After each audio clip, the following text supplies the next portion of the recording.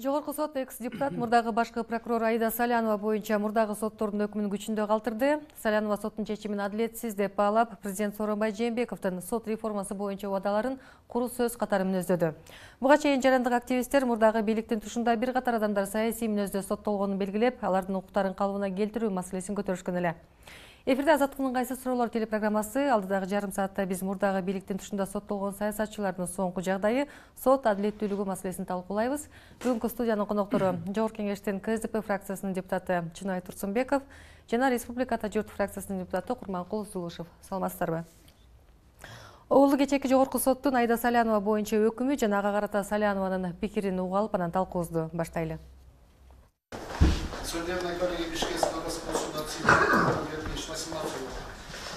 Салянова и Жээнбеков оставить цели. Надзорное представление прокурора и надзорную жалобу оставить без удовлетворения. Постановление окончательно жалобы Президенттин баягы соттогу болуп аткан өз билемдики, соттогу болуп аткан туура эмес нерселерге өзүнүн баасын берип атканын, коомчулуктун кандай терс баа берилип аткан баарын эске алып, мыйзамдуу чечим чыгарат деп үмүттөнөм. Соттор жалпы коомчулуктун сынына эч бир реакция кылган жок деп ойлойм. Бул же ушундай сот баягы өзүн билемдигин улантып атат деп ойлойм. Же болбосо президенттин айткан сөздөрү бул жөн эле сөз. Анткени биз эми ошо сөзүнөн кийин бир конкреттүү иштер болот деп ойлогонбуз да. Демек бул жөн эле сөз. Же болбосо соттор ошончолук кыска убакыттын ичинде ушундай такыр баягы көз карандысыз болуп кетти, анан коомчулукту да укпай, же президенттин баягы жалпы направлениясын укпай атат, же болбосо мен айткандай президенттин сөзү бул жөнөкөй эле сөз болчу. Чынай мырза, алгачкы суроомду сизге жолдосом. Мурдагы башкы прокурор Аида Салянова Кыргызстанда акыркы 3 жылдан бери саясий куугунтук уланып келип жатканын айтып, анан бул жолу соттун чечими чын эле адилеттүүлүк уттубу же Атамбаев уттубу деген суроого жооп берерин билдирген да буга чейин. Демек соңку чечим экс-президент Алмазбек Атамбаевдин жеңиши болуп калды анда.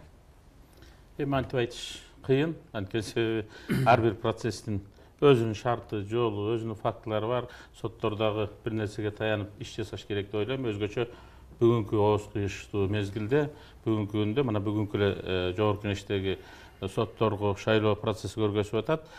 Бул маселе, соттор маселеси канчалык татаал экендигин, сот реформасы канчалык татаал экендигин, анын баардык бир эле нерсе менен баардыгын бир калыпка салып бир чечим чыгарып коюу мүмкүн эмес экендигин убакыт кырдаал көргөзүп атат. Ошон үчүн бул жерде менимче антип айтуу туура эмес болуп калат. Сиз Аида Салянованын айыптуу күнөөлүү экендигине ишенесизби? Мен эми сот ичинде жүрбөгөн адам үчүн эл өкүлү катары бизге жеткен маалыматтар боюнча суроолор бар. Кандай суроолор бар? Элисеев соттоло элек мезгилде мындай сот жообуна тартылбай турган учурда ага лицензия берүү боюнча маселеде суроо бар.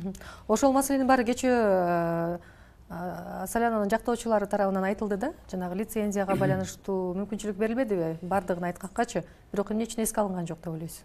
Мен ошону азыр башка бир илинчеги барбы деп айта албай атам. Жогорку сот системасында иштеп жүргөн адам катары андай нюанстарды мага караганда Курманкул мырза жакшыраак билсе керек. Курманкул мырзаны угуп алалы биринчи. Курманкул мырза, Саляновага карата Жогорку соттун чечими ошол өлкөдө жаңы президент Сооронбай Жээнбеков сот бийлигин реформалоо, анан адилеттикти орнотуу боюнча маселени көтөрүп жаткан учурга туш келбедиби? Анан бирок азыр өзүңүз эле уккандай Салянова азыркы соңку чечимден кийин президенттин демилгеси бул жөн эле куру сөз деп мүнөздөдү да. Анда ушул жагдайдын өзү бир коомчулуктун президентке карата бир жаңыдан пайда болуп келе жаткан ишенимине доо кетирбейби ушул соңку окуя? Мына өзүңүз айттыңыз азыр Салянова 3 жылдан бери саясий куугунтукта депчи. Эми мен башынан баштап кетейин. Бул азыркы президентке Салянованын кичине эмоционалдуу айтып атат. Конечно, мен туура түшүнөм, себеби мыйзамсыз соттолуп, эгерде укугун тебеленип атса, адамдын оозунан ар кандай сөз чыгышы мүмкүн да. Азыр Салянованын билдирүүсү бул ошондой мааниде чыкты. Чындыгында Салянова азыр жок жерден соттолуп жатат. Мен мына кылмыштын материалдарын таанышкан жокмун билбейм, бирок маалымат массалык каражаттарындагы чыгып жаткан маалыматтар боюнча Салянованын күнөөсү жок. Себеби ал милдеттүү түрдө лицензияны бериш керек болчу. Эгерде лицензияны бербей койсо, анда аны жоопатарса болот эле, кызмат абалынан аша чабуу деп. Бул жерден сотторго карата бул. Эми тилекке каршы өкүнүчтүү. Президент мына 2-3 күн эле мурун өзүнүн сот реформасы боюнча жыйынын өттү, талаптарды коюп атат, аракетин баштап атат, бирок бир күндө баарын оңдоп иш кыйын да. Президент барып Салянованын өкүмүн ушундай чыгар деп айткан жок да бүгүнкү күндө. Буга мисал мына Чыныбаков айтып кетти, жогорку кеңеште бүгүнкү сотторду шайлоо. Ээн эркин көрдүңүз го, ар бир депутат өзүнүн көз карашы менен шайлоо болду. Бул президенттин кийлигишпегендиги себеп болду. Экинчиден, жанагы айтылган жөнүндө сөз дегени бул президент кечээ эле сот реформасынын аракеттерин баштап, бүгүн толук жыйынтык чыгаруу кыйын нерсе бул. Анда Саляновага карата соттун чечими бул көз карандысыз чечим болдубу? Соттор өздөрү эле ушундай чечим кабыл алыштыбы? Менимче сотторду бүгүнкү күндө президенттик администрацияда отуруп, жетекчиликке алып отурган адам Манас Арабаев кызматтан кеткен.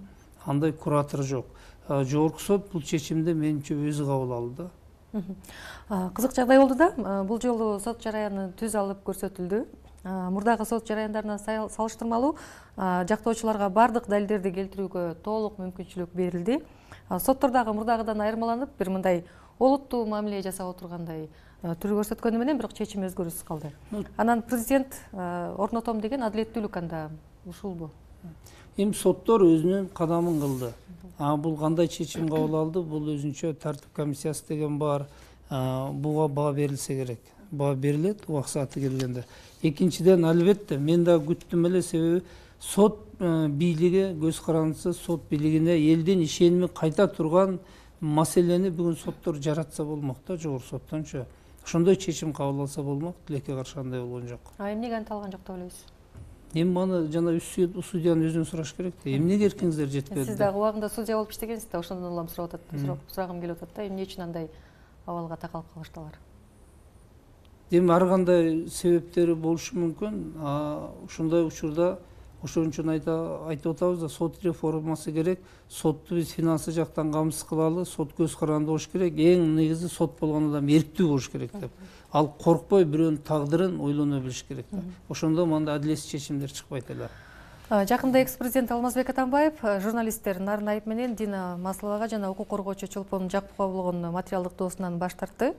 Сөз эркиндигин коргоо комитети буга бир ай мурда журналист Кабай Карабековго каршы материалдык доосунан баш тарткан Сооронбай Жээнбеков үлгү болду деген пикирлерин айтышты да. Бирок ири саясатчыларга карата сот иштерине келгенде тескерисинче Атамбаев Жээнбековго үлгү бойдон калып жаткан жокпу? Ачыгын айтканда, бүгүнкү күндө эрте мындай жыйынтык чыгарышта.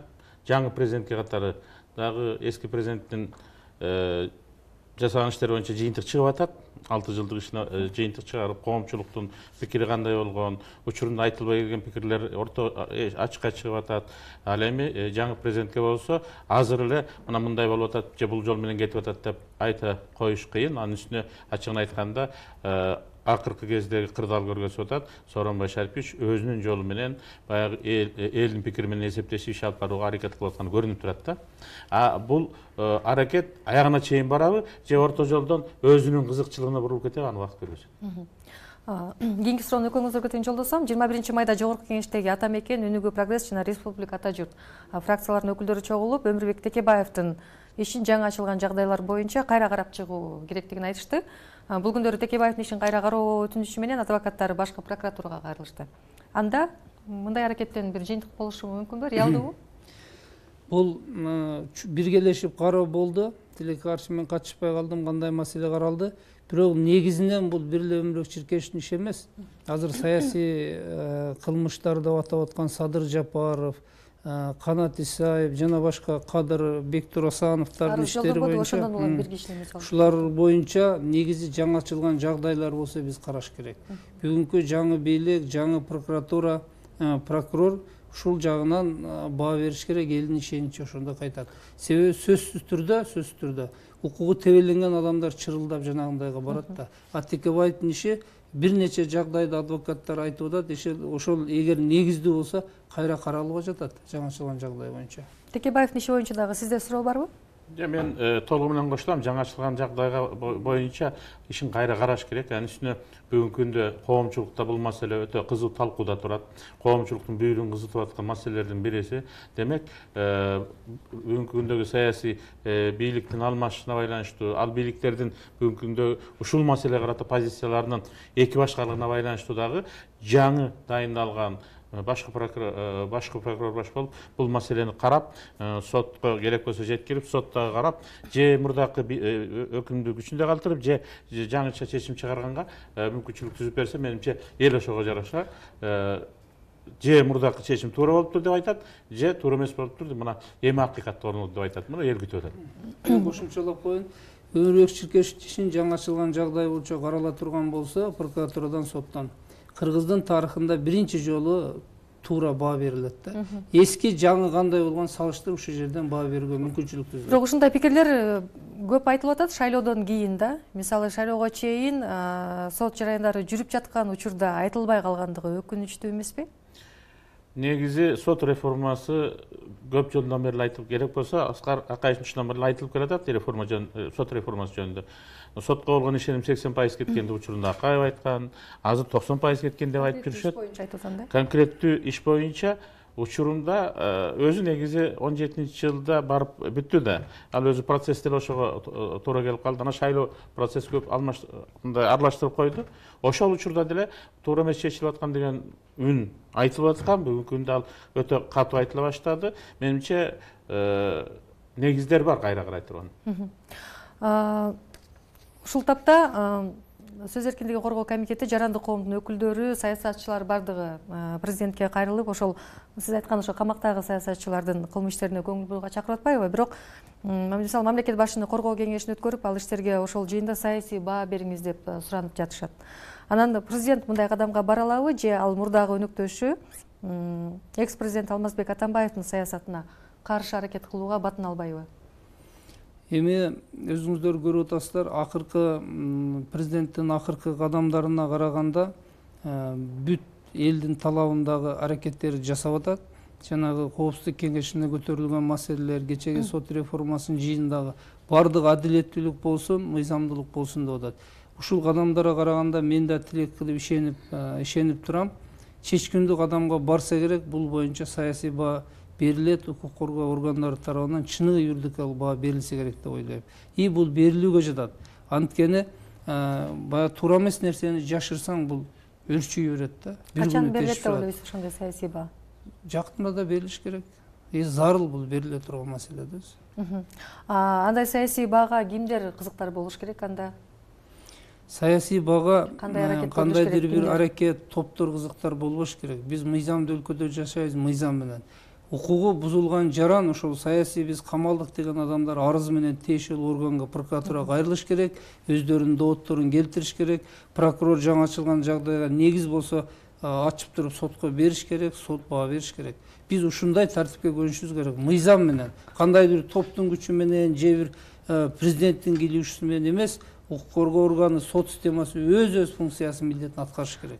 Салянованын ишинен кийин ошондой нерсе болот деген кепилдик барбы? Салянованын иши акыркы иш эмес, кепилдик бар, кылса болот. Салянованын ишинен биз азыр эле мына угуп атабыз, күчүндө калганын толук биз баягы майда чүйзөсүн түшүнө элекпиз. Бирок негизги үстүртөн байкаган ойду айттык, бул мыйзамсыз болду албетте. Бирок жогорку соттун чечими акыркы чечим да? Акыркы, бирок жаңачылган жагдай деген бар да, мына азыр өзүңүз айтып атпайсызбы? Ушул негизде кайта каратса болот, эгер бар болсо ошондой негиздер табылса. Кыргызстандын тажрыйбасында ушундай учурлар болгонбу? Сиздин тажрыйбаңызда кайра жаңы ачылган жагдайлар боюнча ушундай бир ири иштер кайра каралып, башкача чечим чыккан? Жаңы ачылган жагдай боюнча мындай резонансный коомчулукка көп белгилүү иштер мен эсимде жок, бирок практикада көп иштер каралат. Көп иштер мындай болуп жүрөт, юридикалык баа берилип жүрөт ал. Чыңгай мырза, азыр жылуулук электр борбору боюнча дагы чууданылам. Мурдагы бийлик өкүлдөрү суракка чакырылып жаткан кези, алардын бири мурдагы премьер Сапар Исаков саясий куугунтук башталды деген дагы пикирин билдирди. Ал ортодо парламент бул ишке экс-президент Алмазбек Атамбаевдин дагы түздөн түз тиешеси бар деп, аны кол тийбестик макамын алуу сунушун колдоду. Акыркы убакта элдин баарын баягы кескин кыймыл аракети менен таң калтырып жаткан парламент эмнеге ошол эле бийлик учурунда соттолгон саясатчылардын, коллегалардын жагдайына мындай көз жумгансып активдүү бир үн кошо албай жатат да? Бирден экиден топ болуп эле чыгып атпайбы? Ачыгын айтканда, мурдакы учурда парламенттеги депутаттардын көбү мындай өздөрүнүн кызыкчылыгын көбүрөөк биринчи планга коюп, албетте өздөрүнө иш козголуп калышынан корккон дагы депутаттар болгон. Ошон үчүн дагы баягы кыргызда бир макал бар, орой макал, бирок кечирип коюңуз, аялым сокур, жаным тынч деген сыяктуу окат болгондо, азыр кырдаал өзгөргөндө деле ошол кырдаалдай болуп кээде кетип атканын баары сезип атабыз. Бирок мына бүгүнкү жогорку кеңештеги сотторду шайлоо башка нерселер көргөзүп аткандай, саясий бийликтин башындагы эл ишеним көргөзгөн президент мыйзам жол менен чечкиле деген бир гана принципте турса, менимче, анан жок муну мындай чечкиле деген, тигиндей чечкиле деген бир саясий конъюнктурадан келип чыккан кадамдар болбосо, менимче мыйзам талаасына кирип, мыйзам талаасында эле иштесе болот. Депутаттар жана кылмыш иштери бар болчу деп коркуп жүрүшкөн деп атпайсызбы? Азыр коркпой калганга шарт түзүлүп калдыбы сиздин көз карашыңызда? Менимче антип айтыш эртелик кылат. Ал иштер эмне болду дейм да? Антип айтыш эртелик кылат, аны жаңы эле сиз айтып атасыз. Ушундай мисалдар бар деп. Ошон үчүн айтып атпаймынбы? Бүгүн эле айта коюш кыйын. Жанагындай ошо мурдакы учурда жаңы эле санап өттүк, Текебаев, Исаев, Канат, мына ушу Салянова, башкаларды айтып атат, Садыр Жапаров деп атат. Ошо сыяктуу кырдаалдар пайда болгондо Кыргызстанда, анда демек эч нерсе өзгөрбөптүр деп айтсак болот да. Жок, андай кырдаалдар пайда болбой, баары мыйзам талаасында болуп, саясий конъюнктурадан келип мамиле кылынбай, кылмышына жараша мамиле кылынса, ким экенине карабай. Ошондой маселе айтылып атпайбы? Досум экенине карабай же бир тууганым экенине карабай, мыйзамды сыйлаган сыйлаганына, бузган бузбаганына карабай мамиле кылынат. Ошондо эч ким жашынбай калат, жашынгандар дале кылмыш кылгандар болот да. Эгер коррупция маселеси боюнча мурдагы бийликтин, экс-президенттин жоопкерчилигин кароо мүмкүнчүлүгү азыр бар болсо, анда алардын учурундагы саясий негизде козголду деген сот иштерин кайра кароого, кайра эле ошол суроону бергим келип атат. Эмне тоскоолдук? Же болбосо бул азыркы бийлик кайра өзүнө карата бир оппозициялык күч түптөлүп калышы мүмкүн деген кооптонуу дагы болушу мүмкүнбү? Андай ар кандай болушу мүмкүн, бирок андай кооптонууну мен сезгеним жок. Бул жерден сиз жана берген сурооңузга кол тийбестигин алуу деп. Исхак Абсаматович бул маселени көтөрдү. Себеби ТЭЦ боюнча, жылуулук борбору боюнча жана чоң $386 миллион. Бул элдин өтө чоң каражат. Мисалы үчүн 1000-2000 сом пара алып түрмөдө жатып атчы. Же болсо бир 10.000 сом жеп алды деп бир ишкананын мамлекеттик түрмөдө жатып атат бухгалтерлар. А бул жерде миллион, $100 миллион, $150 миллион, ТЭЦтин мурунку директору айтат, $150 миллион желип кетти деп. Ушундай билдирүү болуп атканда, албетте бул инвестициянын башында ошо мурунку президент туруп, өзү жана сырткы тышкы иштер бөлүмүнүн башчысы менен бул ишти ишке ашырганда аныкталып атпайбы парламентте. Ошонун негизинде айтты, буну алып коюшубуз керек деп. Бирок ушул азыркы жылуулук электр борборуна байланыштуу атка минерлерге карата бир кылмыш иштери реалдуу мисалы козголуп, анан ошол алардын айыптарын бүгүнкү күндөгү сот, кайра эле ошол эле соттор канчалык аларга карата мыйзамдуу чечим чыгара алат да, кайрачы? Тергөө органдары мыйзамды тергеш керек, милдеттүү түрдө. Сот милдеттүү түрдө алардын күнөөсү далилденсе, далилденген күнөөсүнө карата мыйзамдуу жазаны бериш керек. Эгер бербесе, биз ошо бердире турган чараларга жетишибиз керек. Биз мамлекет, ошондо мамлекет болобуз. Ал эми мына сиз айтып аткан жана кол тийбеске мен толуктай киргизип коеюн. Бизде Кыргыз Республикасынын президентинин ишмердигинин кепилдиктери жөнүндө деген мыйзам бар. Бул мыйзам 2003 кабыл алынган. Ошондон бери өзгөртүлбөй калып кеткен. А бизде 2010-жылы конституция кабыл алды, билесиз. Ошол президенттин ишмердигинин кепилдиктери жөнүндө мыйзамда көрсөтүлгөн кээ бир президенттин укуктары бүгүн жок. Ал мыйзам өзгөртүлүүгө жатат. Ошо өзгөртүп койсок эле, ал жерден өзгөртүү киргизсе, бул 2011-жылы 5-союздун депутаттары келип карай баштап кайра өкмөт чакыртып алган экен. 2015-жылы министр юстиция тарабынан бул маселе дагы мурунку бийликтин тушунда эле көтөрүлүп белгисиз себептер менен кайра каралбай алган. Ошол маселени бүгүнкү күндө жогорку кеңештин милдети биз карап, мыйзамды конституция менен дал келтирип коюшубуз керек. Бүгүн парламентте жогорку соттун судьяларына көрсөтүлгөн талапкерлерди тандоо маселеси каралды. Ал жердеги талапкерлердин бардыгы укук коргоо сот тармактарында мурда иштеп келген жарандар. Анан айрым депутаттар президенттик аппараттын соттук реформа жана мыйзамдуулук бөлүмүнүн башчысы жакында жетекчиликтин ишениминен кетти деген жүйө менен кызматынан бошогон Манасбек Арабаевдин кадрлары деп так аташты да. Анан сот адилеттүүлүгүн орнотобуз десек, башка адамдар көрсөтүлүш керек беле? Же сиз макулсузбу бүгүнкү талапкерлер менен? Эми бүгүнкү талапкерлерде чындыгында депутаттар парламент өзүнүн баасын берди. Баасын бергенде мен туура эмес, туура деп айтуудан алысмын. 5-10 тең тааныйм, бул сот системасында эмгектенген адистер. Азыркы өткөн соттордон экөө менен фамилиясына токтолбойн. Бирөөсү аябай тажрыйбалуу, чындап сивилист катары граждандык укук боюнча жакшы адис. Экинчиси да көп жыл сот системасында эмгектенген, бирок тилекке каршы кесипкөйлүгү жагынан мандем бар да. Бирок депутаттардын чечими кабыл алды, жогорку соттун судьясы болуп ант берди.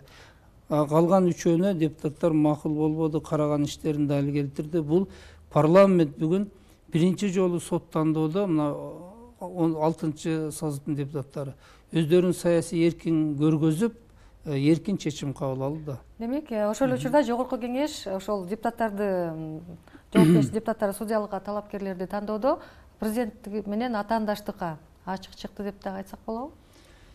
Мен андай ойлобойт элем, анткени бул ошо сиз айтып аткан Манас Арабаевдин тушундагы тандалып алынган кандидаттар булар жогорку сотко. Ошол кишинин бар кезинде президенттен беседадан өтүп жогорку кеңешке сунушталып калган. Бүгүн эгерде мен сунуштаган кандидатты өткөрөм десе президент тарабынан басым буйрук болмок. Андай болгон жок, өзүңүздөр да байкадыңыздар. Эркин ар бир депутат өзүнүн каалоосу менен добуш берди. Ошондой соттор бүгүн тандалды. Депутаттар болочок сотторго сүз көрсөттүбү бүгүн? Сүз көрсөткөн жок, алардын мурунку иштеп кеткен ишмердигине баа берди. Татыктуу жогорку сотко жокпу деп, же жогорку сот бул акыркы чечим кабыл ала турган инстанция, адамдын тагдыры чечилет. Ошого бүгүн аракет кылды деп ойлойм мен. Парламент эми кайсы убакка чейин ушундай эркин өзүнүн позициясын билдирип чыгып турат да? Менин каалоом түбөлүктүү болсун. Бирок саясий окуялар буга басым берет. Бирок мен тилек кылат элем, парламент түбөлүк ушундай иштеш керек, эркин. Сиз ишенесизби ошол көп убакытка чейин ошондой эркин өзүнүн позициясына бекен турган парламент иштеп? Дайым ишеним болуш керек, мен ишенем. Чынбай мырза, бүгүн КСДП партиясынын өкүлү Кундуз Жолдубаевадан билдирүү жарыяланып, анда начар иштердин баары эле экс-президент Атамбаевге жана партияга шылтоо аракети болуп жатат, ушундай аракеттер байкалып атат деген билдирүү таратылды. Анда ошол Сапар Исаковдун кайра сууга чакырылгандыгы дагы бир кабатырлануу айтылды ага карата. Анан мунун өзү дагы мурдагы бийлик, экс-президент азыркы КСДП партиясынын төрагасы өзү түзүп кеткен системанын торуна түшүп баратканын көрсөтпөйбү? Эгерде күнөөсү жок, жазалана турган болсо, түрмөгө түшө турган болсо, анда торуна түшкөн болуп эсептелет. Эгерде күнөөлүү болуп торуна жазаланса, анда акыйкаттык орногон болуп эсептелет. Бул биринчи азыркы сурооңузга жооп. Ал эми мурдагы сурооңузга айтар элем, көпкө күтүп кереги деле жок. Кандай парламент эркиндикке чыктыбы же чыккан эмеспи деген сурооңузга айтайын. Дагы эле ашып кетсе бир канча айдан кийин, же балким бир канча жайга чейин эле жаңы талапкерлер келиши керек. Жогорку сотко мен билгени 6 сот жетишпейт, 7 сот жетишпейби? 7ден ашып кетсе бүгүн экөөсү шайланса дагы 5 ваканттык орун бар. Президент кийинкисин балким өзү Манас аркылуу эмес, өзү башка жаңы келген өкүл аркылуу тандап, мана ушуларга мен ишенем деп басым жасаса, ошондо мурда ушундай кылып кол көтөрүп берсек, же азыркыдай кылып биз баарын тарыхын изиликтеп, жок же бар деп чечсек, анда парламент өзүнүн жүзүн көргөзүп, өзүнүн эркиндигин көргөзүп аткан болот. Болбосо мурдагыдай кол көтөрүп берсек, мурдагы эч нерсе өзгөрбөгөн болот да. Мурда жакында эле көрөсүз. Мурдагыдай кол көтөрүп берсек деп атпайсызбы? Анда сиз парламентке анча деле ишенбей турасызбы азыр? Мурда көп учурда кол көтөрүп келген мен эмес, бүт Кыргызстан эл айтып атат, анан мен эми жок айтып андай болгон эмес деп айтпаган учурлар бар. Мен бир нерсени айтып коеюн. Мисалы, мына жанагы тоң боюнча көп жылдык муздун проблемасын айтып атабыз. биздин 5-чакылыштын учурунда кирген. Ал учурда биринчи окуудан өтүп кеткенден кийин Асылбек Шарипович кармап отурган. Анан мен төрага болуп келип кармап ал мыйзамды жылдырбай келдик. Анан бирок андан кийин ал экөөбүздүн ошол эле учурда иштеп, бийликтин жогорку эки бийликтин өкүлдөрү катары иштешип, 2-3 бийликтин өкүлдөрү иштешип келгенибизди карасам, биз өкмөттүн ал мыйзамын өткөрбөй келгенбиз. Бирок азыр өтүп кетти. Демек, ошол учурда деле болгон. Парламент кантип анда эркиндигин сактап калыш керек? Ошондой позиция болуш керек да. Мен айтып атпаймынбы? Асылбек Шарипович өткөрбөй келген. Жылдырбай келген ал мыйзам долбоорун. Анан мен жылдырбай келген 1,5 жылдан ашык убакыт. Анан жылып кетти. Демек, ошондой бир позицияга ээ боло билиш керек да. Кошумча айтып коеюн. Азыр сиз айттыңыз, эски бийлик өзүнүн торуна түштү деп. Кыргызда жакшы сөз бар да, бирөөгө аң казба дейт, казсаң терең казба дейт. Биз мыйзам таласынан чыгып кеттик акыркы 3-4 жылда. Ошол мыйзам таласына кайтып келишибиз керек. Кече саясий куугунтуктар деп жана иштер болуп атканда, бийликте отургандар бүгүн өздөрү чыгып биз саясий куугунтук болуп атабыз десе, бир жагы күлкүн келтирет, экинчи жагы өкүнүчтүү. Биз мамлекет катары мындай карабашыбыз керек да. Мыйзамды буздуңбу, жооп бер. Бузбайсыңбы, ээн эркин жүр. Бүгүн жана атын атап аткан адамдар ошондой кыйкырганы бул бир жагы өкүнүчтүү. Мыйзам алдында жооп бериш керек, күнөөсү далилденсе. Азыр ишеним жөнүндө сөз болуп атпайбы, келечекке ишенишибиз керек деп. Анан бирок коомчулуктун президентке болгон ишеним кредитинин дагы чеги бар да, ал чексиз эмес. Анан сот коргоо, күч түзүмдөрүн реформалоо бул президенттин мамлекеттик башкаруудагы максатын, салмагын, бир дараметин аныктай турган фактор экенин азыр түшүнүп жатабызбы? Канчалык деңгээлде? Албетте, бардык нерсеге ишеним өзүнүн мөөнөтү бар. Азыр жалпы саясий күчтөр, жалпы эл президент Сооронбай Шариповичти колдоп атат, үмүт этип атат, сиз айткандай коррупцияга тизгин тартат, күнөөлөр жоопко тартат, мыйзамды өлкөгө айланабыз, мыйзамга кайтабыз деп. Буга убакыт керек. Эгер ошол убакытты пайдаланып Сооронбай Шарипович колдонуп кетсе, албетте ишеним чоңойот. Канча убакыт калды? Кыска жооп берип коесузбу, кечирсиз убакыт. Канча убакыт калды ошондой азыркы максаттарды ишке ашат деп атпайбы? Эл көпкө күтпөйт. Күтөт, белгилүү бир лимит болот да. Мисалы, бирок кандай гана болосун, мына бүгүн 386 миллион доллар жөнүндө кеп кылып атабыз, ал саясий куугунтук деп атабыз. Далилденсе, маселе жок, камалыш керек. Далили жок, камала турган болсо саясий куугунтук болот, туурабы? Маселе ошондо. Аны далилдей турган тергөө органдары далилденди деп камай турган же камабай турган далилденген жок сот. Убакыт жыйынталып калды. Сиздерге чоң рахмат, маегиңиздерге. Биз бүгүн Кыргызстандагы мурдагы бийликтин тышында соттолгон саясатчылардын жагдайы, сот реформасын талкууладык. Программабызга Жогорку Кеңештин депутаттары Курманкул Зулушев менен Чыныбай Турсунбеков катышты. Берүүнү мен Айзада Касмалиева алып бардым. Кайрадан учурашканча жакшы туруңуздар.